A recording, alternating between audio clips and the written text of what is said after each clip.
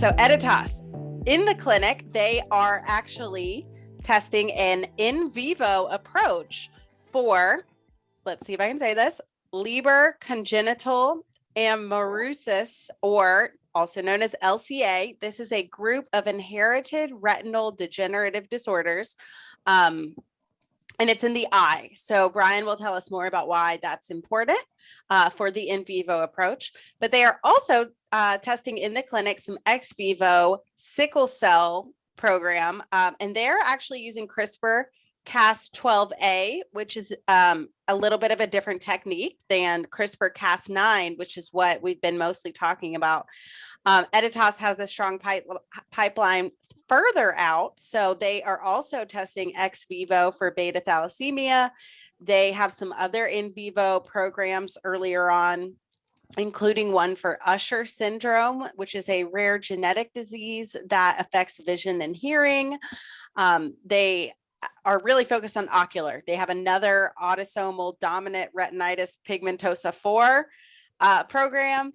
And then they're also exploring oncology, and that is not yet in the clinic, but they have some partnerships with Bristol Myers Squibb, which is, of course, brings a lot of expertise in the oncology space, and Blue Rock Therapeutics. So we'll talk more about why these partnerships are important, but they are definitely exploring the oncology side as well, which so is CRISPR. So let's see if Brian wants to add anything. Tell us a little bit more about why the eye is so interesting here. Yeah, I mean, I think they definitely made the right choice to go for the eye. We've seen gene therapies work really well in the eye, and the main reason is it's basically like a test tube. Your eye socket is all contained, and so you don't have to put that much drug into it to get a decent response. Where if you're putting it into, if you're trying to like go through for the liver or the kidney or something, you got to inject it into the bloodstream, and then now it's getting diluted out. And so I think that's really the reason why they went after the eye first, is because it's a lot easier to treat the eye compared to other organs. If you're going to do in vivo versus taking the cells out and manipulating them in the laboratory.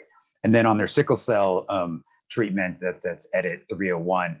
I think it's interesting because they're actually taking a different approach than CRISPR Therapeutics. They're editing the actual fetal hemoglobin gene. So there's, before the genes on the DNA strand, before the genes, there's something called the promoter, and other proteins bind to that part of the DNA, and that regulates the expression. So they're making mutations in the promoter region of the hemoglobin gene versus Editas, versus CRISPR Therapeutics, which is editing a completely different gene that regulates the expression of fetal hemoglobin. But in both cases, they're trying to get expression of fetal hemoglobin to take care of the fact that the patients aren't making enough adult hemoglobin. Regardless of what you all say from now on, that visual of the eye as a test tube, I think is my takeaway from this whole thing. I love that. Never thought of it like that.